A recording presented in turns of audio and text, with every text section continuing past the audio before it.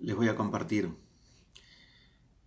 una lectura de la relación del mercenario Fray Pedro Nolasco de Santa María. El origen de la advocación a la Virgencita de Luján. En aquel tiempo que el reino de Portugal y el de Castilla se gobernaban por una corona, con el mucho comercio que tenía esta ciudad con el Brasil, un portugués vecino de Córdoba, que fundó la hacienda de Sumampa, pidió a un paisano suyo le trajese del Brasil una imagen pequeña de la Concepción para colocar en una capilla que estaba fabricando en dicha hacienda. Y con este encargue le remitieron a un mismo tiempo dos, las cuales, encajonadas, cargó en su carretón. Y llegando al río Luján, hizo noche en lo de un paisano suyo, llamado fulano Rosendo. Queriendo proseguir su viaje, uncidos los bueyes por la mañana, no pudieron mover dicho carretón, por cuya causa le volvieron a descargar. Y entonces le movieron los bueyes sin alguna dificultad. Y admirados todos de este prodigio, le preguntaron qué llevaba en la carga, que allí se había descargado, qué pudiese venir de impedimento a su viaje. Y él respondió que no llevaba cosa de impedimento, antes sí dos imágenes para darle culto. Y determinaron se embarcase en el carretón los dos cajoncitos de las imágenes e hiciesen caminar el carretón.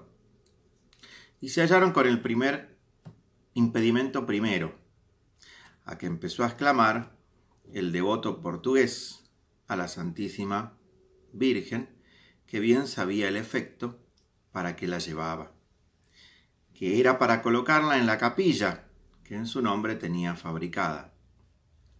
Y persuadiéndole a que sacase él un cajón y dejase el otro, probaron a que caminase el carretón, y no se pudo mover de su lugar. Volvieron a hacer la diligencia de sacar el cajón que había quedado y cargar el que habían bajado.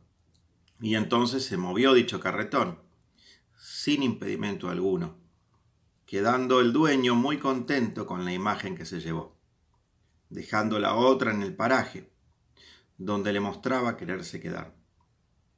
Esta es la imagen de Nuestra Señora de Luján, que estuvo muchos años en lo de Rosendo, en un oratorio muy corto y muy venerada, la imagen de todo el pago.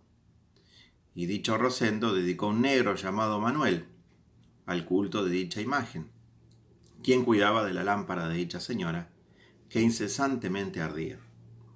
Y con el transcurso del tiempo y muerto el dueño de aquella estancia, vino a quedar en casi despoblado, y por ser mucha la frecuencia de devotos que acudían, movidos de sus muchos milagros, y no tener en dicha estancia donde albergarse, pidió a una señora, doña Ana de Matos, le diesen dicha imagen que la llevaría a su hacienda, que está en dicho río, y colocóla en un oratorio.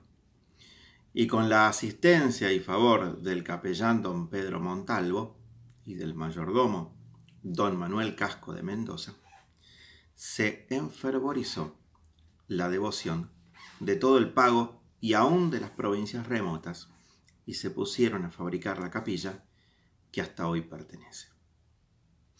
Este es el relato más antiguo que tenemos del origen de la advocación. En el relato se nombra al negro Manuel, el fiel esclavo de la Virgen, que cuidó a la Virgen 40 años allí en la estancia que se conocía como lo de Rosendo, pero que luego, cuando fue trasladada por Ana de Matos y por todo el pueblo hacia su casa y se le comenzó a armar la capilla, también la cuidó, acompañó y recibió a los peregrinos que acudían a ella. El negro Manuel es el que, con el aceite de la lamparita, ungía a los enfermos y los sanaba.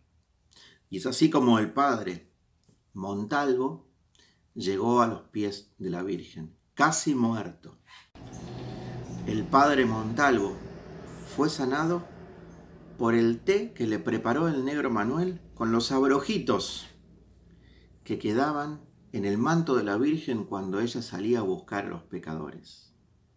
Y desde allí es que se quedó como su capellán. La Virgen eligió un esclavo, un negro traído de África, esclavo, para ser su servidor. Eligió también a la señora Ana de Matos, quien en su momento sí se había casado con alguien importante de la época, pero había quedado viuda muy jovencita y luego había tenido 3 hijos más, pero con apellido de soltera. Lo que significaba eso en aquellos tiempos. También una marginada. Y el padre Montalvo, enfermo, casi de muerte. Cuando lo trajeron, así pensaban los que lo traían, que venía muerto. La Virgen elige a aquellos pobres, marginados, enfermos, para quedarse a orillas del río Luján, bendiciendo a su pueblo que peregrina en la Argentina.